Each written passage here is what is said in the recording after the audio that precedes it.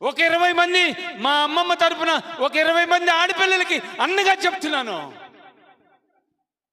ధైర్యం లేదు.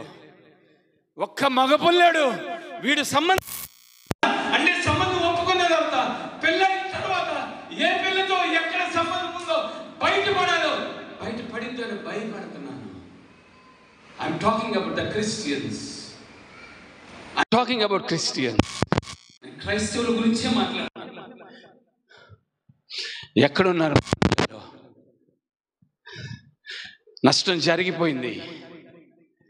ప్రార్థనతో నీ భర్త చుట్టూ కంచి వేసుకో.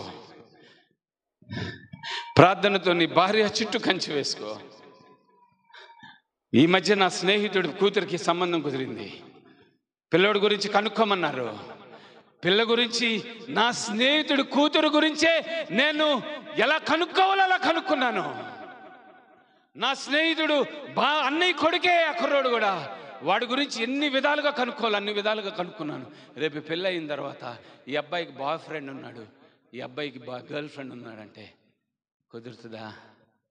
ఎలాగవుతుంది? నా కళ్ళ ముందు 2025లో వాళ్ళు వాట్సాప్లో చూసుకుని, లేకపోతే ఫేస్బుక్లో, ఇన్స్టాగ్రామ్లో చూసుకుని పెళ్ళైన వాళ్ళు విడిపోయిన క్రైస్తవ కుటుంబాలు ఎంతమందిని నేను చూశాను.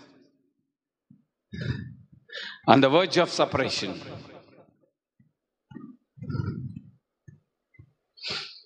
ఎక్కడున్నాం? తల్లిదండ్రులుగా, ఇద్దరు ఆడపిల్లల తండ్రిగా చెప్తున్నాను. 5 సంవత్సరాల తర్వాత నా పిల్లలు బ్రతుకులు ఎలాగుంటాయా అని నేను భయపడుతున్నాను. నీ బిడ్డలను బట్టి ఆ భయం ఉందా? ఇద్దరు ఆడపిల్లల తండ్రిగా చెప్తున్నాను. 5 సంవత్సరాల తర్వాత వాళ్ళ బ్రతుకులు భ్రష్టత్వంలో ఉంటారా, దేవుళ్ళో ఉంటారా? నువ్వెందుకు ఆలోచించలేకపోతున్నావు? ఇంకా భర్త మీద పోటీ ఏంటి? ఇంకా భార్య మీద పోటీ ఏంటి? నీ ఎంత బాధ్యత ఉంది, ఎంత తగ్గింపు ఉండాలి, ఎంత యథార్థత ఉండాలి, ఎంత సహనం ఉండాలి, ఎంత ప్రేమ ఉండాలి, ఎంత కనికరం ఉండాలి.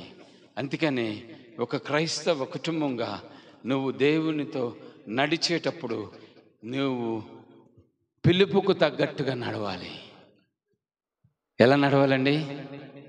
ఎలా అందరు చెప్పండి. చూడండి, ఎఫెసీ 5:1. ఆల్రెడీ మా పాస్టర్ గారు బేలమ్మ గారు టైం అవుతుందని చూపించారు. 10 నిమిషాల్లో నేను ముగిస్తాను. 10 నిమిషాలు చదువు టైం చూపించి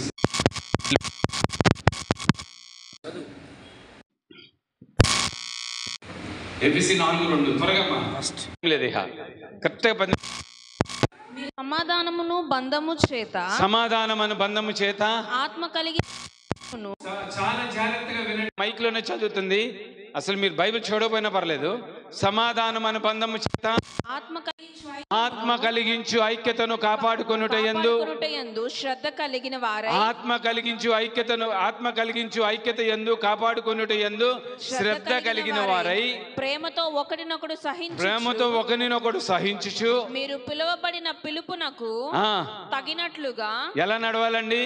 ప్రేమతో సమాధానమను బంధము చేత ఐక్యతను కాపాడుకొనుటయందు శ్రద్ధ కలిగిన వారై ప్రేమతో ఒకరినొకడు సహించుచు మీరు పిలువబడిన పిలుపునకు తగినట్లుగా దీర్ఘశాంతముతో కూడిన సంపూర్ణ వినయముతోను సాత్వికముతోను నడుచుకొనవలెనని ప్రభువును బట్టి ఆయన ఎక్కడున్నాడండి? పౌలు గారు, ఖైదీనైన నేను మిమ్ములను బతిమాలు కొనుచున్నాను. ఖైదీలో ఉన్నాడు. ఇప్పుడున్న ఖైదీలాగా అప్పుడు ఉండవు. జైలు ఇప్పుడున్న జైలులాగా లేవు. ఎవడు వచ్చేవాడు లేడు, పలకరించేవాడు లేడు. ఆయన రూమ్లో ఆయన ఉన్నాడు. ఖైదీనైన నేను మిమ్ములను పిలువబడిన పిలుపుకు తగ్గట్టుగా,